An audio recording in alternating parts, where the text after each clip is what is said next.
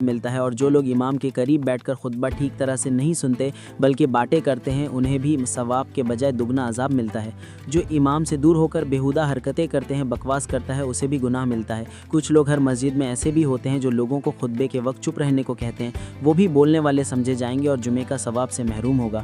حضرت علی رضی اللہ تعالیٰ عنہ فرماتے ہیں کہ میں نے آپ صلی اللہ علیہ وسلم سے ایسا ہی سنا جو ذکر کیا گیا۔ آپ صلی اللہ علیہ وسلم نے فرمایا، جمعے کے دن امام خطبہ پڑھ رہا ہو تو کوئی شخص دوسرے کو یہ بھی نہ کہے خاموش رہو، کیونکہ ایسا کہنا بھی لغو بات بن جائے گا۔ جمعے کے دن فرشتہ مسجد کے دروازے پر کھڑے ہو کر مسجد میں آنے والوں کے نام لکھتے ہیں۔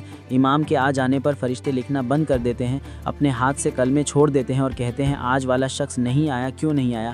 پھر وہ فرشتہ ایسے لوگوں کے لیے دعا مانگتے ہیں کہ اگر وہ بیمار ہے تو شفا دے، اگر گمراہ ہے تو اسے ہدایت دے، اگر راستہ بھول گیا تو اس کی رہبری فرما۔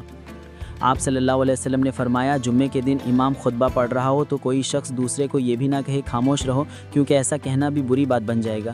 جمعے کے دن فرشتہ مسجد کے دروازے پر کھڑے ہو کر مسجد میں آنے والوں کے نام لکھتے ہیں۔ امام کے آ جانے پر فرشتے لکھنا بند کر دیتے ہیں، اپنے ہاتھ سے کلمے چھوڑ دیتے ہیں اور کہتے ہیں آج والا شخص نہیں آیا، کیوں نہیں آیا؟ پھر وہ فرشتہ ایسے لوگوں کے لیے دعا مانگتا ہے کہ اگر وہ بیمار ہے تو شفا دے، اگر گمراہ ہے تو اسے ہدایت دے، اگر راستہ بھول گیا تو اس کی رہبری فرما۔ حضرت جابر بن عبداللہ سے روایت ہے کہ آپ صلی اللہ علیہ وسلم نے فرمایا، جو شخص جزا اور سزا پر ایمان رکھتا ہے اس پر واجب ہے کہ جمعے کی نماز جماعت کے ساتھ ادا کرے۔